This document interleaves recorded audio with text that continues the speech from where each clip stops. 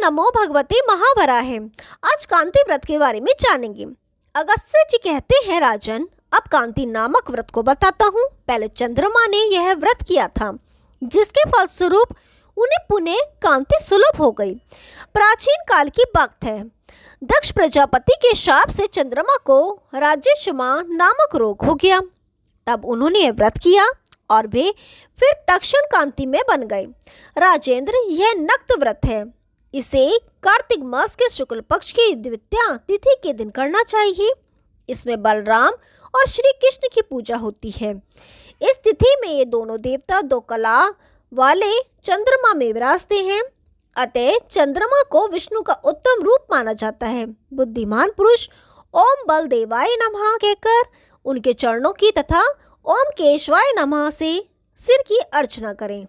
सुव्रत फिर आगे कहे जाने वाले मंत्र को पढ़कर उन्हें अर्घ देना चाहिए। भगवान, आप अमृत स्वरूप हैं। ब्रह्मा ने आपका सम्मान किया है। यज्ञलोक के आप अध्यक्ष हैं। परमात्मन, इस समय आप चंद्रमा के रूप में पधारे हैं, अतः आपको नमस्कार है। व्रती ब्राह्मण रात में घृत से युक्त यवानन भोजन करे। यह भी चौमासे का व्रत है। फाल्गुन से लेकर 4 महीने तक इस व्रत को करने वाला पुरुष पवित्रता पूर्वक रहकर खीर भोजन करे। कार्तिक मास में यवानन के आहार पर रहे और अग्नि चावल से बने हुए हव्य द्वारा हवन करे। आषाढ़ आदि 4 महीनों में तिल का हवन करना चाहिए। इसी प्रकार तिल का भोजन भी करना चाहिए। फिर वर्ष पूरा हो जाने पर चंद्रमा की एक सोने की प्रतिमा बनवाकर उसे 2 सफेद वस्त्रों से आच्छादित करें। उस पर उजले फूल चढ़ाकर श्री चंदन से अनुलेपन कर तथा भली भांति से पूजा करके ब्राह्मणों को दे दें। अथवा वर्ष भर व्रत कर चंद्रमा की चांदी की ही मूर्ति बनवाएं और 2 श्वेत वस्त्रों से आच्छादित कर उसकी श्वेत पुष्पों एवं श्वेत चंदन से पूजा करें। ऐसे ही ब्राह्मण की भी पूजा कर उसे वह प्रतिमा दान कर दे। ब्राह्मण को प्रतिमा अर्पण करते समय व्रती मन ही मन मंत्र पढ़ेगा, नारायण, आप चंद्रमा के रूप में पधारे हैं, आपको मेरा नमस्कार। भगवान, आपकी कृपा से मैं भी इस लोक में कांतिमान, सर्वज्ञ एवं प्रियदर्शन बन जाऊं। राजन, उक्त प्रतिमा को दान कर मनुष्य तक्षण कांति प्राप्त कर लेता है। बहुत पहले स्वयं चंद्रमा ने यह व्रत किया था। व्रत पूर्ण हो जाने पर स्वयं भगवान श्री हरि उन पर संतुष्ट हो गए और उनका यशमा दूर कर कर उन्हें अमृता नाम की कला प्रदान की। महाभाग चंद्रमा ने उस कला को द्वितीय का बाद सदा अपने ही स्थान दिया। उन्हें यह कला तप के प्रभाव से ही उपलब्ध हुई है। इतना ही नहीं, वे सोम और द्विजराज भी कहलाने लगे। शुक्ल पक्ष की द्वितीय तिथि के दिन सोमरस पीने वाले दोनों अश्वनी कुमारों का कीर्तन करना चाहिए। ये दोनों शुक्ल पक्ष की द्वितीय के में चंद्रमा में शेष और विष्णु नाम से विख्यात होकर सुशोभित होते हैं। इसमें कोई संशय नहीं। राजेंद्र, भगवान विष्णु परम पुरुष परमात्मा हैं। उनसे रिक्त कोई देवता नहीं है। वे ही अनेक नाम धारण कर सर्वत्र विराजित हैं। ओम नमो भगवते महावराहे। अब सौभाग्य व्रत के बारे में जानते हैं। अगस्त्य जी कहते हैं, राजन, अब उस सौभाग्य व्रत को सुनो जिसके आचरण से स्त्री एवं पुरुषों को शीघ्र सौभाग्य की प्राप्ति होती है, भाग्य का उदय होता है।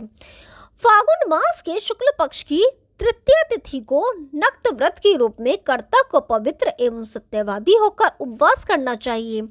इस व्रत में लक्ष्मी सहित भगवान श्री हरि की अथवा उमा सहित महाभाग शंकर की पूजा का विधान है।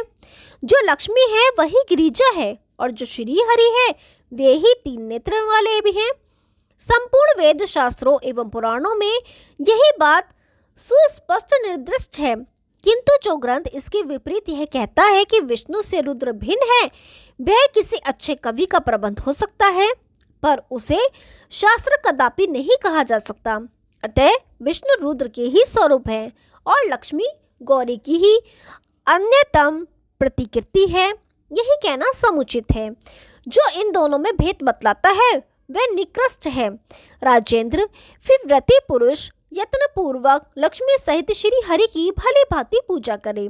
उन परम प्रभु के पूजन के मंत्र यों हैं: ओम गंभीराय नमः, ओम सुभगाय नमः, ओम देव देवाय नमः, ओम त्रिनेत्राय नमः, ओम वाचस्पते नमः, ओम रुद्राय नमः।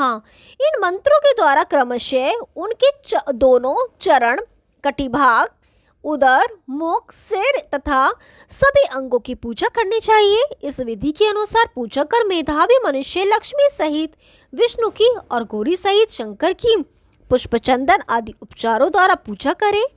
तदंतर मूर्ति के सामने मधु एवं घृत से हवन करना चाहिए। महाराज, यदि सर्वोत्तम सौभाग्य पाने की कामना हो तो तिल और घृत से हवन कराएं। इस दिन बिना नमक तथा घृत के शुद्ध गेहूं से तैयार किया हुआ भोजन पृथ्वी पर ही बैठकर करना चाहिए। कृष्ण पक्ष के लिए भी यही विधि बतलाई जाती है। आषाढ़ से लेकर आश्विन तक के 4 महीनों में यह व्रत प्रतिपदा तिथि के दिन होता है और द्वितीया को पारण करने की विधि है। इन महीनों में यह व्रत यावन से करना चाहिए। राजन, इसके पश्चात कार्तिक से पूस तक 3 मासों में व्रती पुरुष प्रतिव्रता पूर्वक संयम से रहकर शामक का भोजन में उपयोग करे।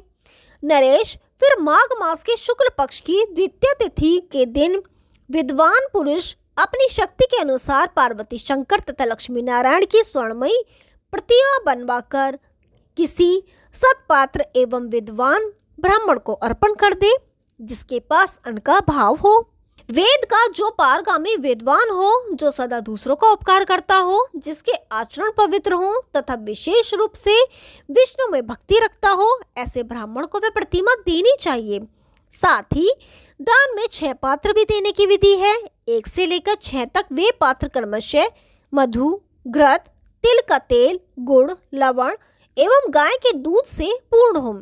इन पात्रों के दान करने से व्रत करने वाला व्यक्ति, स्त्री अथवा पुरुष कोई भी हो, वह अन्य 7 जन्मों में सुंदर, सद्भाग्यशाली और परम दर्शनीय हो जाता है। ओम नमो भगवते महावराहे। अब आप विघ्न व्रत के बारे में जानते हैं। अगस्त्य जी कहते हैं, राजन सुनो, अब मैं विघ्नहर नामक व्रत को बतलाता हूँ। इसके विधि पूर्वक आचरण करने से पुरुष विघ्नों द्वारा पराभूत, बाधित या तिरस्कृत हो नहीं होता। इसके प्रारंभिक ग्रहण की विधि इस प्रकार है। फागुन मास की चतुर्थी को दिन में उपवास रहकर 4 घड़ी रात बीतने पर भोजन करें। प्रातः पारण में तिल लेने चाहिए। उस दिन तिल से ही हवन करें तथा तिल ही ब्राह्मणों को दान भी दें। इसी प्रकार 4 मास तक इसका अनुष्ठान कर 5वें मास में चतुर्थी को स्वर्णमयी गणेश की प्रतिमा की भली भांति पूजा कर खीर एवं तिल से भरे हुए 5 पात्रों के साथ उसे ब्राह्मण को दे देनी चाहिए। इस प्रकार इस व्रत का अनुष्ठान कर मनुष्य संपूर्ण विघ्नों से छुटकारा पा जाता है। अपने अश्वमेध यज्ञ में विघ्न पड़ने पर राजा सगर ने इसी व्रत का अनुष्ठान कर अश्व प्राप्त कर यज्ञ संपन्न किया था। त्रिपुरासुर से युद्ध के समय भगवान रुद्र ने भी इसी व्रत के प्रभाव से त्रिपुरासुर का वध किया था। मैंने भी समुद्रपान के समय यही व्रत किया था। परम तप पूर्व समय में तप एवं ज्ञान की इच्छा वाले अन्य अनेक राजाओं ने विघ्न दूर करने के लिए इस व्रत का आचरण किया था। इस व्रत के दिन पुण्यात्मा पुरुष विघ्न समाप्त होने के निमित्त ओम शूराय नमः, ओम धीराय नमः, ओम गजाननाय नमः, ओम लांबोदराय नमः, ओम एक दृष्टाय नमः इन मंत्रों का उच्चारण कर गणेश जी की सम्यक प्रकार से पूजा करें और इन्हीं मंत्रों द्वारा हवन भी करें। केवल इसी व्रत के करने से मानव सभी विघ्नों से मुक्त हो जाता है। गणेश जी की प्रतिमा दान करने से तो उसके जीवन की सारी अभिलाषाएं ही पूर्ण हो जाती हैं। ओम नमो भगवते महावराहे। अब शांति व्रत के बारे में जानेंगे। अगस्त्य जी कहते हैं, राजन, अब तुम्हें शांति व्रत का उपदेश देता हूँ। इसके आचरण में गृहस्थों में सदा शांति सम्मति बनी रहती है। सुव्रत कार्तिक मास के शुक्ल पक्ष की पंचमी तिथि के दिन से आरंभ कर 1 वर्ष पर्यंत व्रती को अत्यंत उष्ण भोजन का त्याग करना चाहिए तथा प्रदोष काल में शेषाय श्री हरि की सम्यक प्रकार से पूजा करनी चाहिए। ओम अनंताय नमः, ओम वासुके नमः, ओम तक्षकाय नमः, ओम कर्कोटकाय नमः, ओम पद्मनाय नमः, ओम महापद्मनाय नमः, ओम शंखपालाय नमः, ओम कुटिलाय नमः। इन मंत्रों के द्वारा भगवान विष्णु के शय्य स्वरूप शेषनाग के क्रमशः दोनों चरण, कटिभाग, उदर, छाती, कंठ, दोनों भुजाएं, मुख एवं सिर की विधि पूर्वक पृथक पृथक पूजा करनी चाहिए। फिर भगवान विष्णु को लक्ष्य कर सभी अंगों को दूध से भी स्नान कराएं। तत्पश्चात श्रद्धालु साधक को भगवान के सामने तिल मिश्रित दूध से हवन करना चाहिए।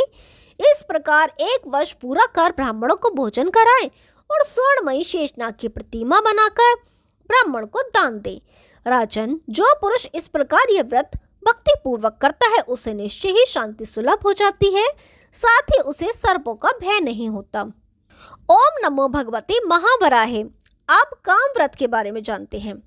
अगस्त्य जी कहते हैं, राजन अब मैं काम व्रत कहता हूँ, सुनो। इस व्रत के प्रभाव से मन में उठी कामनाएं सिद्ध हो जाती हैं। यह व्रत पौष मास के शुक्ल पक्ष में होता है तथा यह व्रत 1 वर्ष पर्यंत चलता है। इसमें पंचमी तिथि के दिन भोजन, षष्ठी के दिन फलाहार पर रह जाए, अथवा यह भी नियम है कि बुद्धिमान पुरुष षष्ठी के दिन दोपहर में फलाहार करे और रात में मौन होकर ब्राह्मणों के साथ शुद्ध भात खाए, या केवल फलाहार पर ही व्रत करे। षष्ठी को पूरा दिन भर उपवास रहकर सप्तमी तिथि में पारण करना चाहिए। इसमें भगवान कार्तिकेय की पूजा कर हवन करना चाहिए। इस प्रकार 1 वर्ष पर्यंत व्रत करे। षडानन, कार्तिकेय, सेनानी, कृतिका सुत, कुमार और स्कंद इन नामों से विष्णु ही प्रतिष्ठित हैं, अतः उनके इन नामों से ही उनकी पूजा करनी चाहिए। व्रत समाप्त होने पर ब्राह्मण को भोजन कराएं और षण्मुख की स्वर्णमयी प्रतिमा ब्राह्मण को दे दें। वस्त्र सहित प्रतिमा ब्राह्मण को देते समय व्रती इस प्रकार प्रार्थना करे, भगवान कार्तिकेय आपके कृपा से मेरी संपूर्ण कामनाएं सिद्ध हो जाएं। फिर ब्राह्मण को लक्ष्य कहकर कहे, ब्राह्मण देवता मैं भक्ति पूर्वक ये प्रतिमा देता हूँ, आप कृपा पूर्वक इसे स्वीकार करें। इस प्रकार के दान मात्र से व्रती के इस जन्म की समस्त कामनाएं सिद्ध हो जाती हैं। संतानहीन को पुत्र, धन को की इच्छा रखने वाले को धन तथा राज्य छिन जाने वाले को राज्य सुलभ हो सकता है। इसमें कुछ भी अन्यथा विचार नहीं करना चाहिए। महाराज, इस व्रत का पूर्व समय में ब्रह्मचर्य का पालन करते हुए राजा नल ने अनुष्ठान किया था। उस समय वे ऋतुपर्ण के राज्य में निवास करते थे। नववर प्राचीन काल के बहुत से अन्य प्रधान नरेशों ने भी हाथ से राज्य निकल जाने पर कामना सिद्धि के लिए इस व्रत का आचरण किया था। ओम नमो भगवते महावराय। आगे का भाग कल सुनाएंगे, तब तक के लिए नमस्कार।